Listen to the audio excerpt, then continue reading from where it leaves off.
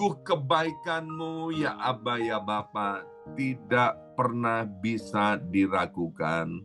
Tidak ada pribadi yang sebaik Engkau. Engkau begitu penuh dengan kasih dan kesetiaan-Mu itu adalah kekal untuk selama-lamanya. Mari kita berdoa bersama-sama. Ulangi seperti apa yang saya ucapkan. Bapa kami yang ada di dalam surga, dikuduskanlah nama-Mu. Datanglah kerajaan-Mu, jadilah kehendak-Mu di bumi ini seperti di dalam surga. Bapa yang baik, berikanlah kami pada hari ini rezeki yang menjadi bagian kami secukupnya, cukup untuk memberikan pinjaman kepada banyak bangsa, sedangkan kami sendiri tidak punya pinjaman cukup untuk menjadi saksi Tuhan, mulai dari Yerusalem, Yudea, Samaria, sampai ke ujung-ujung bumi. Cukup untuk menjadikan semua bangsa murid Kristus dan membaptis mereka dalam nama Yesus. Terima kasih Bapa untuk rezeki yang secukupnya. Dan ampunilah dosa-dosa kami. Ampunilah kesalahan kami, seperti kami pun mengampuni orang-orang yang bersalah kepada kami. Dan janganlah masukkan kami ini ke dalam pencobaan, tetapi bebaskanlah kami dari segala yang jahat. Sebab Engkaulah yang empunya kerajaan, kuasa, dan kemuliaan sampai selama-lamanya. Dalam nama Tuhan Yesus, kami sudah berdoa. Haleluya, haleluya. Mari Bapak Ibu sekalian, sekarang kita bersama-sama secara serempak dan serentak kita akan menggemakan Mazmur 91 dengan suara yang keras, dengan suara yang lantang dari tempat kita masing-masing. Alkitab berkata, mati dan hidup dikuasai oleh lidah. Siapa suka menggemakannya akan memakan buahnya. 2, 3. Mazmur 91. Orang yang duduk dalam lindungan yang maha tinggi dan bermalam dalam naungan yang maha kuasa akan berkata kepada Tuhan, tempat perlindunganku dan kubu pertahananku, Allahku yang kupercayai. Sungguh Tuhanlah yang akan melepaskan aku dari jerat penangkap burung dan dari penyakit sampar yang busuk. Dengan kepaknya Tuhan akan menudungi aku. Di bawah sayapnya aku akan berlindung. Kesetiaan Tuhan ialah perisai dan pagar tembok. Amin, amin, amin. Terjadi di dalam nama Tuhan Yesus. Aku tak usah takut terhadap kedahsyatan malam, terhadap panah yang terbang di waktu siang, terhadap penyakit sampar yang berjalan di dalam gelap, terhadap penyakit menular yang mengamuk di waktu petang. Walau 1.000 orang rebah di sisiku dan 10.000 di sebelah kananku, tetapi itu tidak akan menimpa aku. Aku hanya menontonnya dengan mataku sendiri dan melihat pembalasan terhadap orang-orang fasik. Sebab Tuhan ialah tempat perlindunganku, yang maha tinggi telah kubuat tempat perteduhanku. Amin, amin, amin. Terjadi di dalam nama Tuhan Yesus. Malapetaka tidak akan menimpa aku, dan tulah tidak akan mendekat kepada kemahku. Sebab malaikat-malaikat Tuhan akan diperintahkan oleh Tuhan kepadaku untuk menjaga aku di segala jalanku.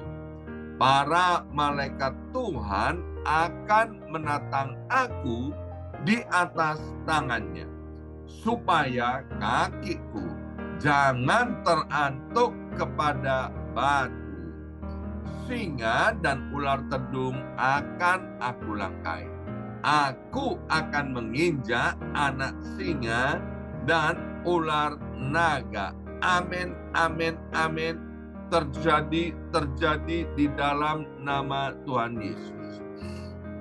Sungguh hatiku melekat kepada Tuhan, maka Tuhan akan meluputkan aku, Tuhan akan membentengi aku, sebab aku mengenal nama Tuhan.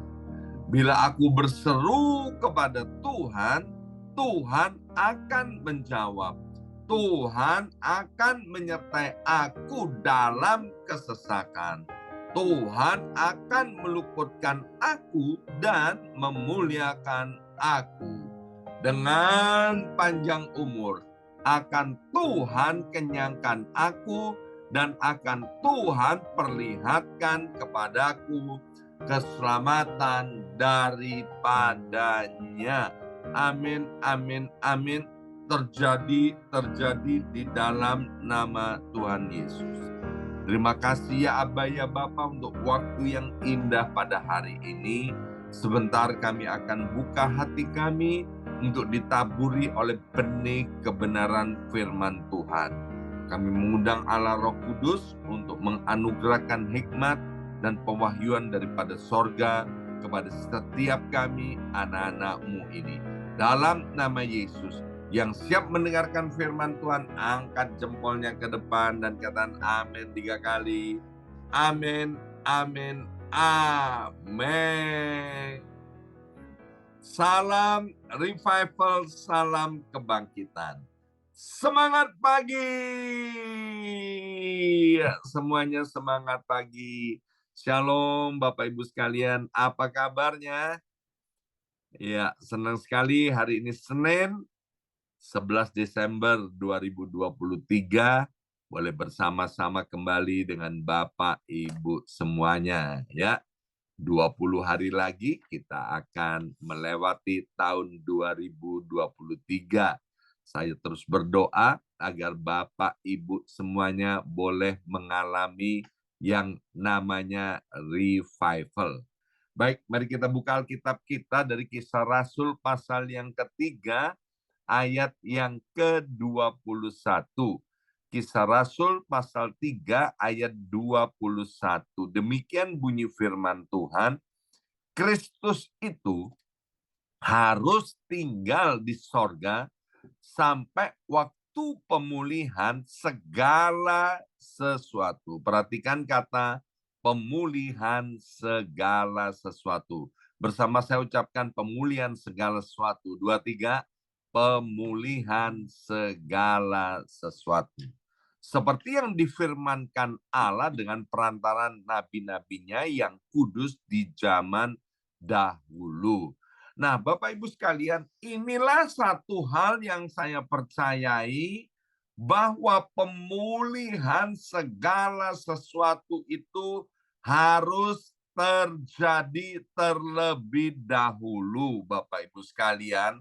Maka setelah itu Tuhan akan datang untuk kedua kalinya ke atas muka bumi ini. Jadi luar biasa, Tuhan kita itu ciamik soro katanya orang Surabaya. Dia amat sangat baik, luar biasa. Dia ingin kehidupan setiap kita itu mengalami yang namanya pemulihan. Dalam Mazmur pasal 24, Daud berkata begini, bahwa Tuhanlah yang empunya bumi serta segala isinya, dan dunia serta yang diam di dalamnya. Jadi semesta alam ini dan isinya termasuk Bapak, Ibu, Saudara sekalian kita semua adalah milik Tuhan.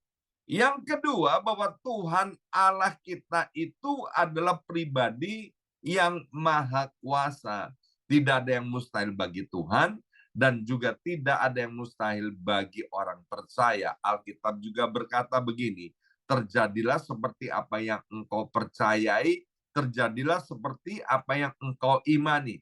Saya berdoa, saya berharap agar Bapak, Ibu sekalian beriman dan percaya bahwa hidup setiap kita akan Tuhan pulihkan. Nah, Bapak Ibu sekalian, satu kali rumah saya ini waktu di Indonesia itu pernah kemasukan maling. Ya, seumur-umur itu sekali dimasukin maling. Waduh, itu Bapak Ibu sekalian, rasanya dimasukin maling itu ya, itu amat sangat sedih dan amat sangat tidak mengenakan ya. Dan puji Tuhannya saya tidak ketemu dengan malingnya waktu malingnya masuk. Tahu-tahu beberapa barang sudah hilang dan jendela di rumah itu kemudian terbuka. Itu aja Bapak Ibu sekalian ya. Saya berandai-andai nih, berandai-andai. Kalau misalnya pada waktu itu, waktu malingnya masuk, saya ketemu dengan dia ya. Saya pikir saya yang akan lari, bukan malingnya yang akan lari ya. Yang kedua, kalau saya ketemu dengan malingnya, ya, ini Kak, kalau saya ketemu dengan malingnya, karena saya ini manusia normal, saya nggak akan bilang sama malingnya begini. Waktu itu yang diambil kalau nggak salah gitar ya, gitar saya, kemudian televisi dan beberapa barang ya. Saya nggak akan bilang sama malingnya, maling, maling. Kamu kok cuman ngambil gitar sama televisi? Sebentar ya, saya ambilkan yang lainnya lagi ya. Ini supaya kamu bawa pergi ya. Kira-kira begitu nggak? Nggak mungkin lah. Kalau saya seperti itu, berarti saya belum minum obat, Bapak Ibu sekalian ya. Ya tidak seorang pun di antara kita kepingin hidupnya dimalingi. Ya. Nah, dalam Yohanes 10 ayat 10 berkata maling itu, yaitu setan itu datang untuk mencuri, membunuh, dan membinasakan. Tapi Tuhan itu datang untuk memulihkan, untuk mengembalikan apa yang sudah dicuri oleh maling-maling itu. Lukas pasal 19 ayat 10 berkata, sebab anak manusia datang untuk mencari dan menyelamatkan yang hilang.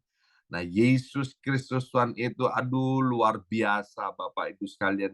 Dia datang bukan untuk menghukum, dia datang ke dunia ini untuk mencari dan menyelamatkan yang hilang, untuk mencari dan menyelamatkan orang-orang yang berdosa, untuk mencari dan menyelamatkan orang-orang yang bejat, Bapak Ibu sekalian ya.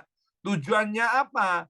Agar hidupnya itu dipulihkan. Bersama saya ucapkan dipulihkan. 2, 3, dipulihkan. Bukan untuk dihukum, bukan untuk dihancurkan. 1 Petrus 1 ayat 18 sampai 19, firman Tuhan berkata, sebab kamu tahu bahwa kamu ini telah ditebus dari cara hidupmu yang sia-sia, yang kamu warisi dari nenek moyangmu. Itu bukan dengan barang yang fana, bukan pula dengan perak atau emas, melainkan dengan darah yang mahal, yaitu darah Kristus yang sama seperti darah anak domba yang tak bernoda dan tak bercacat. Dengan jelas sekali firman Tuhan meneguhkan bahwa kita ini telah ditebus. Sehingga hidup kita ini bukan lagi menjadi milik kita, tapi milik Tuhan Allah semesta alam ini. Dan untuk tebusannya itu harganya begitu mahal, yaitu anak Allah itu sendiri, Yesus Kristus, harus mati di atas kayu salib. Mengapa kita ditebus dengan harga yang begitu mahal? Karena kita ini istimewa di hadapan Tuhan. Amin. Tidak seorang pun di antara kita yang tidak istimewa di hadapan Tuhan. Mungkin di hadapan sesama, kita itu dipandang sebelah mata. Kita tidak dianggap, kita diremehkan. Nggak apa-apa, Bapak Ibu sekalian. Yang penting Tuhan semesta alam itu tidak meremehkan kita. Kalau ada manusia meremehkan sesamanya, nanti urusannya dengan Tuhan, Bapak Ibu sekalian. Tapi yang penting bagaimana kita memahami, mengerti, mengimani, mempercayai bahwa kita itu adalah istimewa di hadapan Tuhan. Nah, apa saja yang mau Tuhan pulihkan di dalam hidup kita ini? Mari kita lihat dalam Mazmur pasal 23 ayat yang ketiga dikatakan begini. Ia, yaitu Tuhan semesta alam itu, menyegarkan jiwaku. Ia menuntun aku di jalan yang benar oleh karena namanya. Ya, jiwa itu adalah pikiran, perasaan, dan kehendak. Hal yang pertama, Bapak Ibu sekalian, Tuhan mau memulihkan jiwa setiap kita. Ya, Tuhan nggak mau kita anak-anaknya itu hidupnya depresi, stres, tertekan, dan putus asa. Maka itu Tuhan datang ke dunia ini, Tuhan mau pulihkan jiwa setiap kita. Sehingga kita memiliki pikiran Kristus, kita memiliki perasaan Kristus, dan apa yang kita kerjakan itu adalah segala sesuatu yang sesuai dengan kehendak Tuhan. Roma pasal 12 ayat yang kedua berkata, janganlah kamu menjadi serupa dengan dunia ini, tetapi berubahlah oleh pembaruan budimu, sehingga kamu dapat membedakan manakah kehendak Allah, apa yang baik, yang berkenan kepada Allah, dan yang sempurna. Jadi bagi Tuhan tidaklah sulit untuk memulihkan jiwa kita. Tinggal sekarang bagaimana respon kita. Mau nggak kita berubah? Itu adalah keputusan setiap kita. Kalau kita berkata, ya Tuhan, aku mau dipulihkan jiwaku. Aku mau berubah Tuhan. Caraku berpikir sekarang, aku akan patahkan semua cara berpikirku, cara berpikir yang lama, yang berdasarkan budaya, yang berdasarkan dongeng-dongeng, yang berdasarkan kebiasaan-kebiasaan orang, yang tidak alkitabiah, yang tidak sesuai dengan firman Tuhan. Mulai sekarang, aku mau memikirkan segala sesuatu dengan sesuai firman Tuhan. Anak muda sekarang bilang, senada dengan sorga. Sebab kalau pikiran kita dipulihkan, pikiran kita sesuai dengan firman Tuhan, maka kita punya keinginan sesuai dengan firman Tuhan. Dari pikiran lahir keinginan. Dari keinginan lahir perbuatan. Jadi perbuatan dimulai dari pikiran. Maka itu Tuhan mau supaya pikiran kita itu dipulihkan dan pikiran kita dipenuhi dengan pikiran Kristus, yaitu firman Allah yang hidup. Yang kedua, Amsal pasal 6 ayat 30 sampai dengan 31. Dikatakan begini, Amsal pasal 6 ayat 30 sampai 31. Apakah seorang pencuri tidak akan dihina apabila ia mencuri untuk memuaskan nafsunya karena lapar? 31. Dan kalau ia tertangkap, haruslah ia membayar kembali 7 kali lipat. Bersama saya ucapkan 7 kali lipat. 23, 7 kali lipat. Segenap harta isi rumahnya harus diserahkan.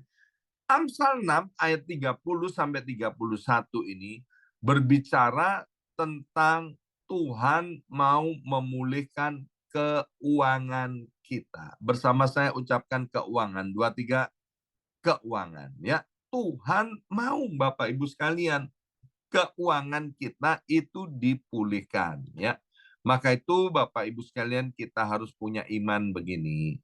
Kalau kita melihat masa lalu kita, mungkin ya dulu kita telah diberkati oleh Tuhan. Karena sesuatu dan lain hal, kita salah jalan, atau kita salah memanage, atau mungkin karena dosa, atau karena kemalasan kita, atau kita kurang berhikmat.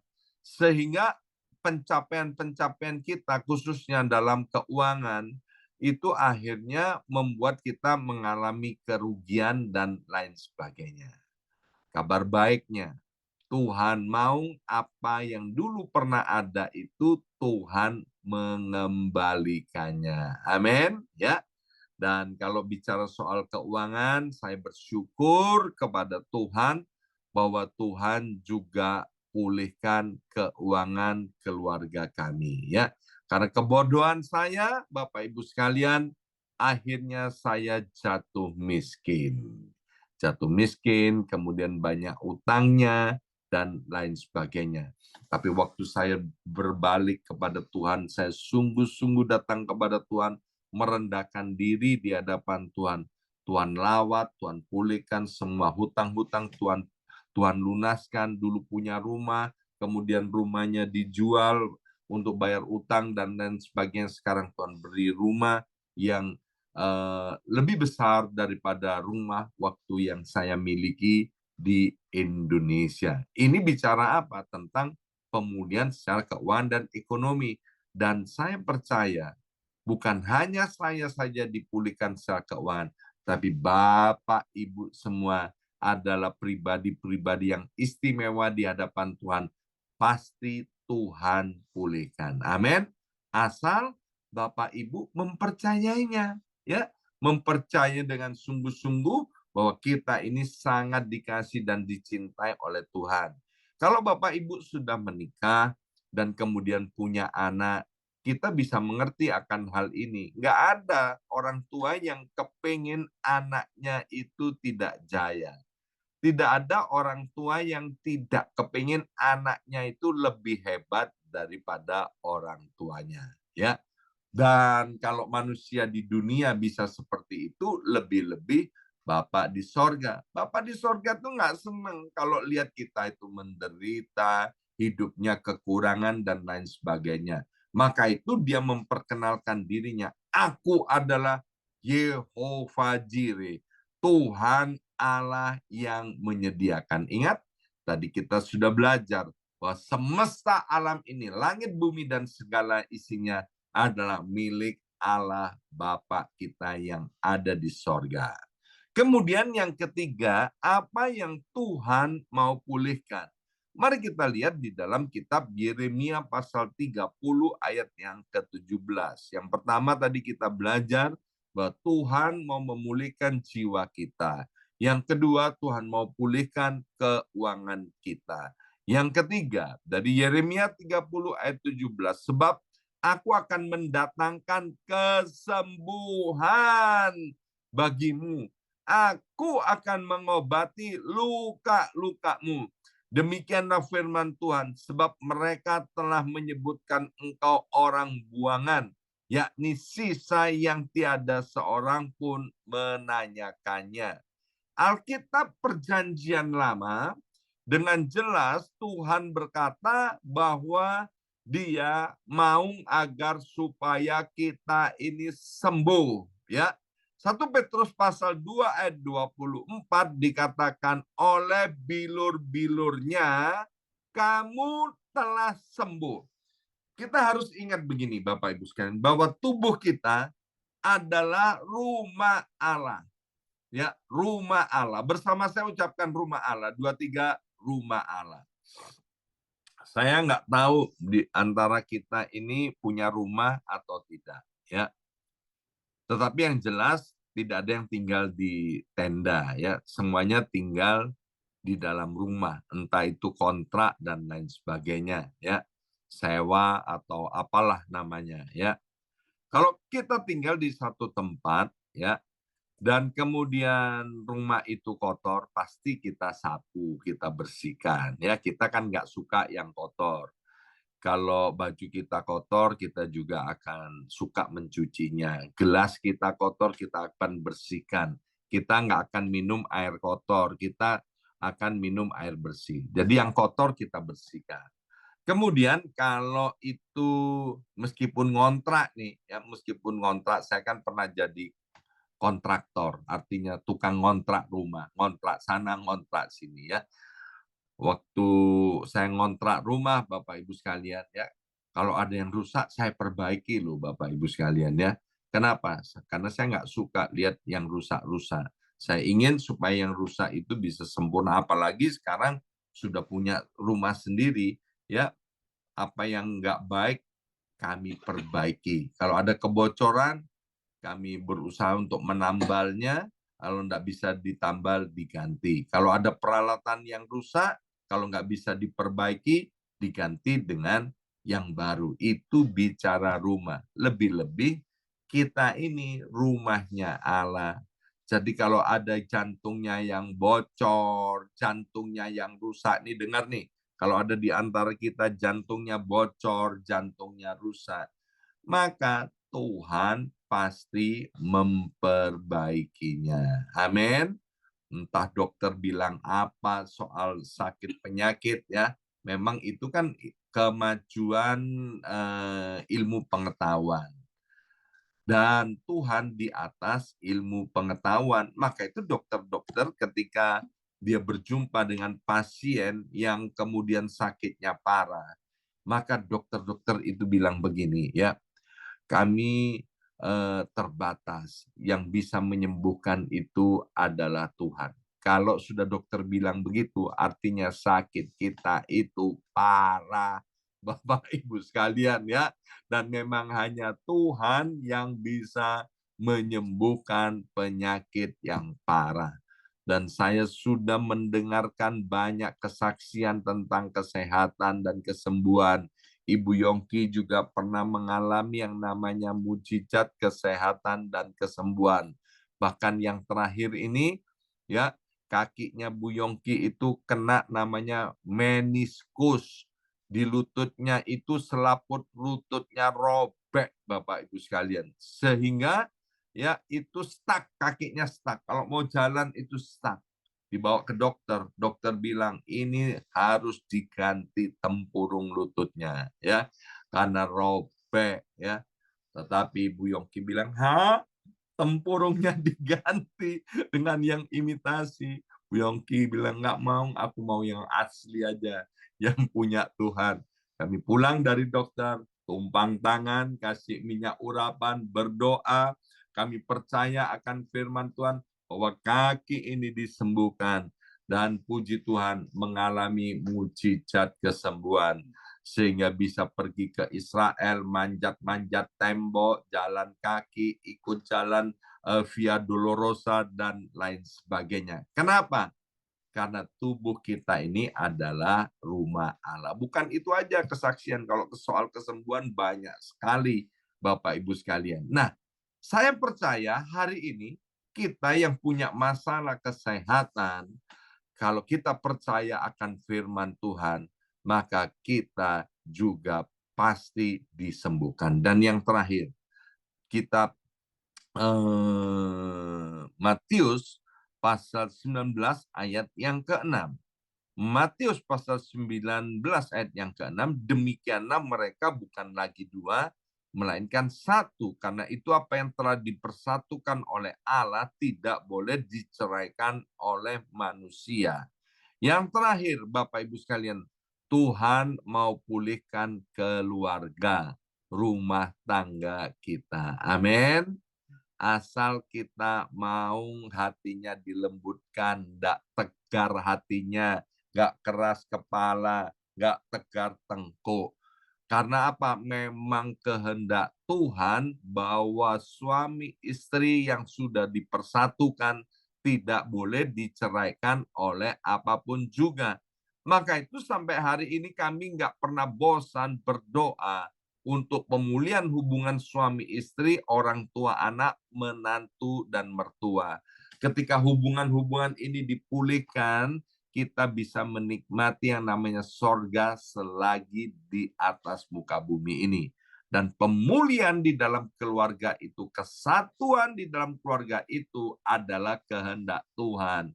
Mazmur 133 ayat pertama sampai dengan ayat yang ketiga berkata, kalau hidup kita rukun, hidup kita dipulihkan, kesanalah berkat-berkat diperintahkan oleh Tuhan untuk dicurahkan. Ya, nanti hari Rabu saya akan lanjutkan bagaimana agar kita mengalami pemulihan ini. Ya, kita sudah belajar 4 hal hari ini bahwa Tuhan mau kita dipulihkan. Yang pertama, Tuhan mau jiwa kita dipulihkan. Yang kedua, Tuhan mau keuangan kita dipulihkan. Yang ketiga, Tuhan mau kesehatan kita dipulihkan. Yang keempat, Tuhan mau keluarga rumah tangga kita dipulihkan. Amin. Mari kita berdoa. Materaikan setiap benih kebenaran firman Tuhan.